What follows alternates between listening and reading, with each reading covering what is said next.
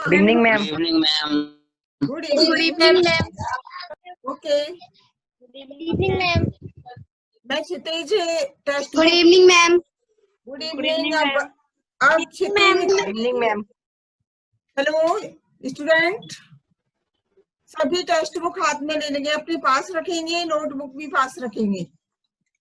No disturbance, किसी के घर से आवाज नहीं आए, अदरवाइज मेरी लास्ट मीटिंग हो गई है।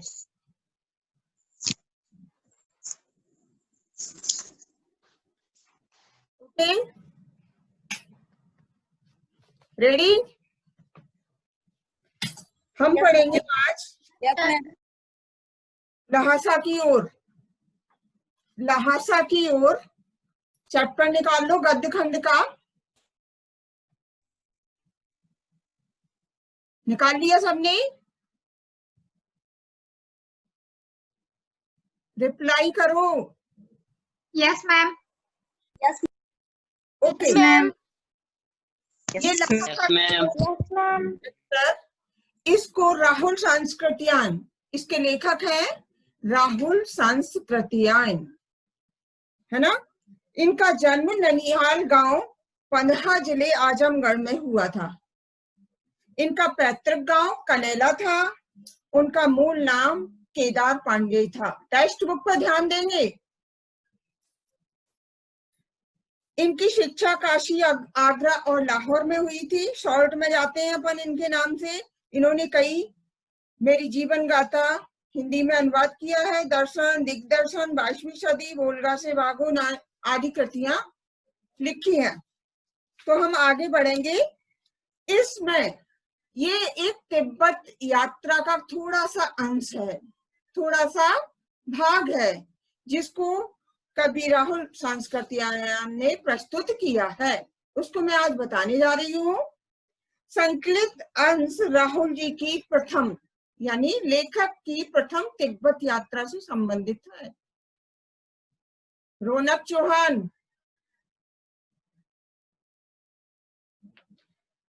जो उन्होंने सन 1929 यानी सन 1929 एंड 30 में नेपाल के रास्ते से की थी।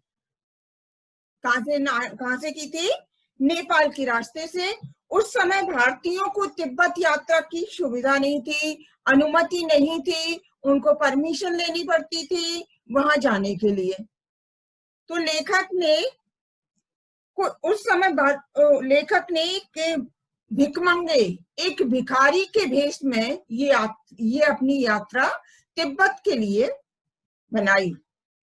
उस दौरान उनको कितनी कठिनाइयों का सामना करना पड़ा, लेखक ने उसी के बारे में, उसी के संदर्भ में इस गद्य में प्रस्तुत किया है। तो बच्चों, हम अगर स्टडी पे ध्यान देंगे, अच्छे से पढ़ेंगे, तो हमें समझ में आएगा। अगर आपने टेक्स्ट बुक नहीं देखी, आप सोच रहे हैं मैम कहानियां सुना रही हूँ, तो ये गलत है। आपको कंसंट्रेशन बनाना पड़ेगा। आगे अपनी बुक पर ध्यान दें। लहासा की ओर, वह नेपाल के तिब्बत जाने का मुख्य रास्ता है। लेखक लिख रहा है। मैम आपकी वॉइस नहीं आ रही है। बीच में कोई नहीं बोलेगा, वॉइस आ जाएगी। Don't disturb me. कोई नहीं बोलेगा, आवाज थोड़ी देर बाद आ जाएगी। वह नेपाल से तिब्बत जाने का मुख्य रास्ता है। हरी कलिंडपोन का रास्ता जब नहीं खुला था, तो नेपाल ही नए हिंदुस्तान की भी चीजें इसी रास्ते से, यानी जो कलिपोंडम का रास्ता था, खुला था, वो नेपाल का ही नहीं और हिंदुस्तान की कई चीजें, जो जैसे मसाले हैं और भी अदर सामान है, तो वो इसी तिब्बत रास्ते से जाया करता था। व्यापारिक ही नहीं, सैनिक रास्ता था। यहाँ सिर्फ व्यावसायिक वाला रास्ता नहीं था, इसमें सैनिक भी जाते थे। इसलिए जगह जगह फौजी चौकियां और किले बने थे। इसलिए वो थोड़े से जगह जगह पर, यानी कुछ कुछ दूरी पर चौकियां बनी थी, जिसमें फौजी लोग बॉर्डर पर तैनात रहते हैं, ऐसे बनी थी। और जिसमें कभी चीनी पलटन रहा करती थी। पलटन मीन्स सेना, जिसमें चीनी की सेना रहती थी। आजकल बहुत से फौजी मकान गिर चुके हैं। जो तिब्बत का रास्ता है उसमें बहुत सारे फौजियों के मकान डैमेज हो गए हैं, खराब हो गए हैं, गिर गए हैं। जिस दुर्ग के किसी भाग में किसानों ने अपना, और यहाँ एक किला था, तो उसमें कुछ जगहों पर किसानों ने अपना मकान भी बना लिया, अपना निवास भी बना लिया था। ठीक है, वहां कुछ घर आबाद दिखाई, यानी कुछ लोगों ने अपने घर बनाकर एक बस्ती नुमा बना लिया था, जिससे वहां चहल पहल होने लगी थी। ऐसा ही प्रत्यक्त एक चीनी किला, प्रत्यक्त मीन्स बहुत छूटा हुआ, गिरा हुआ, डैमेज, बिखरा हुआ एक किला था। वहां हम चाय पीने के लिए रहे हैं। लेखक कह रहा है वहां हम भिखारी के बेस में हमने चीनी यात्रा, तिब्बत की यात्रा शुरू की थी। तो हम वहां पर चाय पीने के लिए कुछ क्षण रुके, ठहरे मीन्स रुके। वहां जाति पात और छुआछूत का सवाल ही नहीं। वहां ये नहीं था कि छुआछूत या तुम ठाकुर हो, तुम ब्राह्मण हो, तुम अदर कास्ट, नो कास्ट। कोई किसी को जाति भेद नहीं करता था, सब एक जैसे रहते, सब मिलजुल कर रहते थे। और तिब्बत में यात्रियों के लिए बहुत सी तकलीफ है। तिब्बत के रास्ते में जो भी यात्री जाते थे उनके लिए काफी मुसीबतें होती थी, क्योंकि उबड़ खाबड़ रास्ता था। और कुछ आराम की बातें भी थी, लेकिन कुछ ऐसी जगह थी वहां बहुत आराम था, प्राकृतिक सौंदर्य था और वहां प्राकृतिक चीजें मिलती थी। बहुत निम्न श्रेणी के भिखमंगों को लोग चोरी के डर के से भीतर नहीं आने देते थे। काफी निर्धन टाइप में, गरीब टाइप का जो भी व्यक्ति दिखता था, लोग उससे दूर रहते थे। सोचते थे शायद ये हमारे घर चोरी नहीं कर ले। इसके डर की वजह से वो उन्हें अपने घर में एंट्री नहीं देते थे, आने नहीं देते थे। क्यों? क्योंकि उन्हें लगता था शायद ये भिखमंगा या चोर उचक्का कोई है, चाहे वो बेशक ईमानदार हो, लेकिन उन लोगों को ये भरोसा नहीं रहता था। और नहीं तो आप बिल्कुल, यदि आप भिखारी जैसी शक्ल नहीं है, आप शरीफ लग रहे हैं, तो बिल्कुल घर के अंदर तक जाने के लिए वो नहीं रोकते थे, वो किसी को भी एंट्री कर लेने देते थे। और आप चाहे आप अपरिचित हो तब भी घर को, बहू और सास को अपनी झोली में से चाय दे सकते हैं।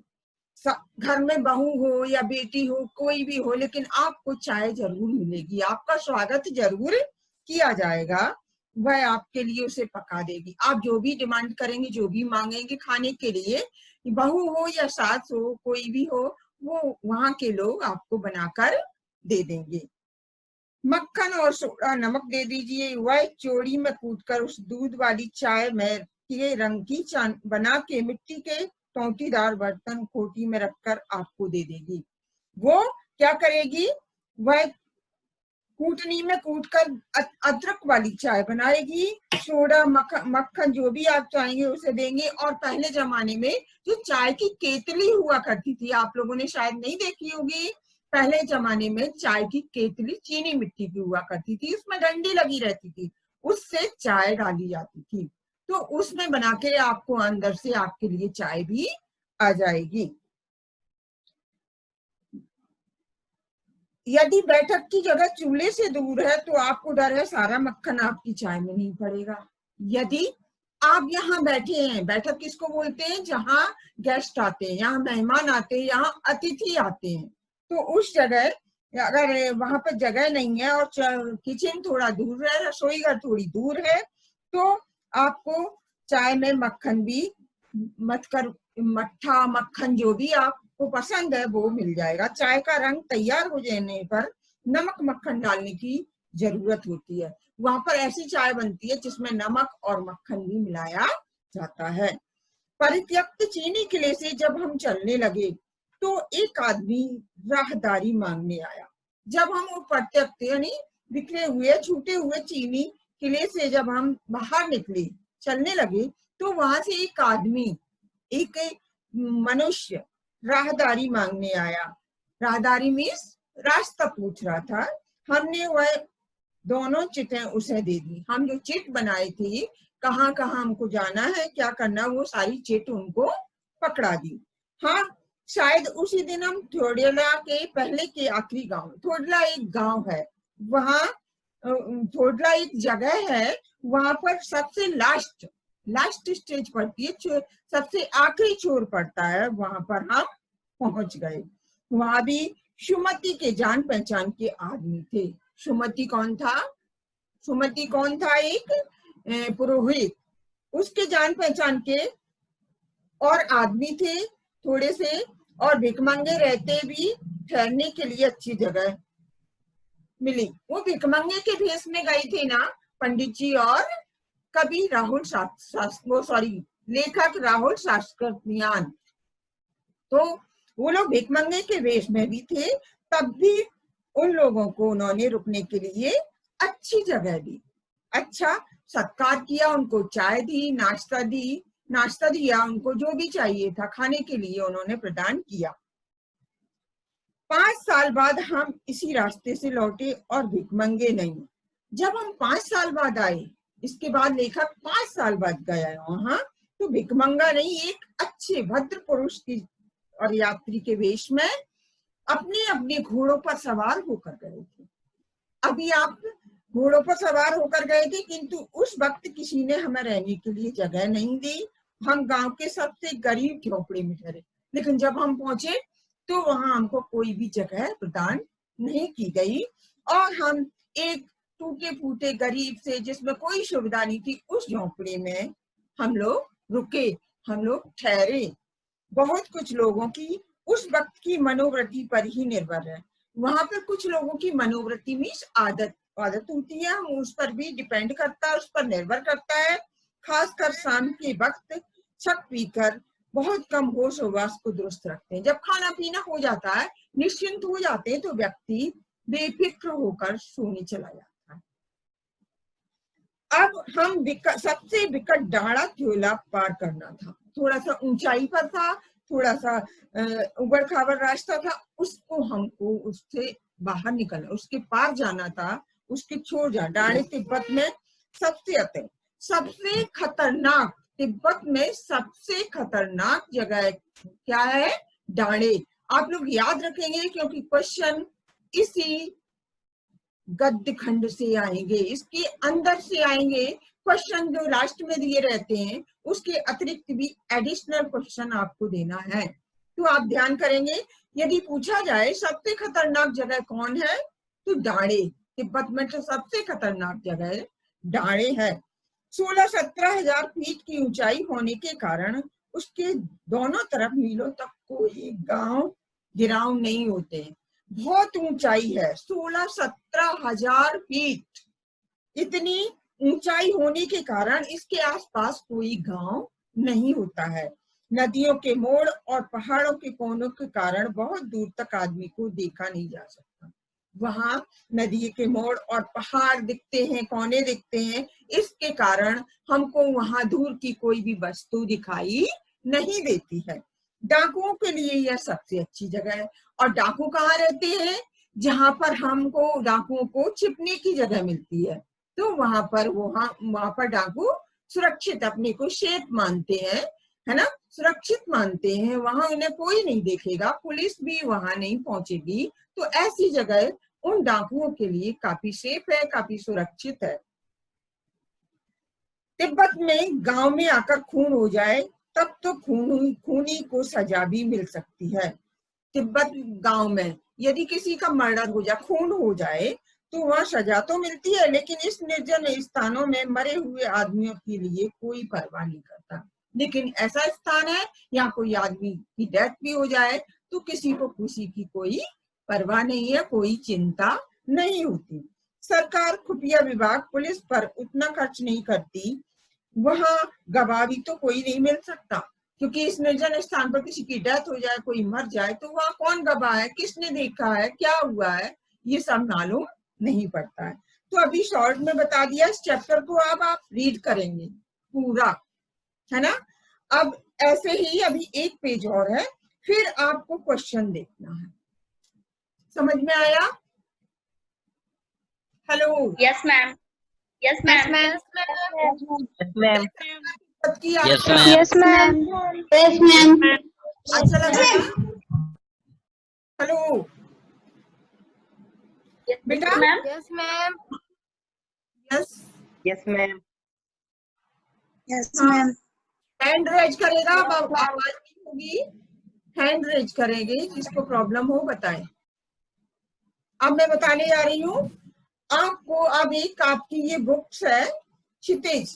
क्षितिज के बाद एक सहायक वाचन है। सहायक वाचन की बुक्स सबको प्राप्त हो गई हैं? Yes, ma'am. Yes, ma'am. Yes, ma'am. Ma'am. Chapter आपको अगर होता है, अभी एग्जामिनेशन की कोई भी, अभी एग्जाम की असेसमेंट की कोई भी न्यूज अपने तक नहीं आई है, कोई ऑर्डर नहीं आया है।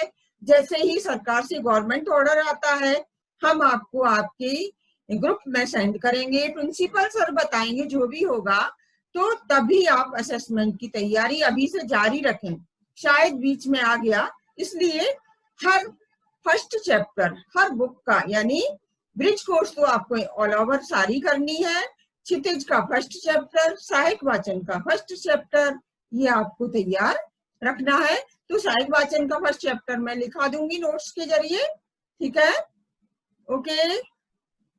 Yes, ma'am. Okay, ma'am. Okay. Yes, ma'am. Okay, ma'am. सब ठीक हो? सब अच्छे से पढ़ाई करो, no more question Yes, disturbance. ma'am. आपकी क्लास कोई भी टीचर लो, मतलब कोई भी टीचर आपकी क्लास लेता है तो उसको बीच में डिस्टर्ब नहीं करना चाहिए, उससे क्या रूटीन टूटता है बेटा। इसलिए जो भी पूछना हो, डाउट हो, है ना, फोन से भी बात कर सकते हो आप। क्लास के टाइम आप लोग डिस्टर्ब नहीं करेंगे, ऐसा सभी का कहना है। सभी टीचर्स की शिकायत भी आ रही है कि आप लोग बीच में डिस्टर्ब करते हो, तो प्लीज डिस्टर्ब ना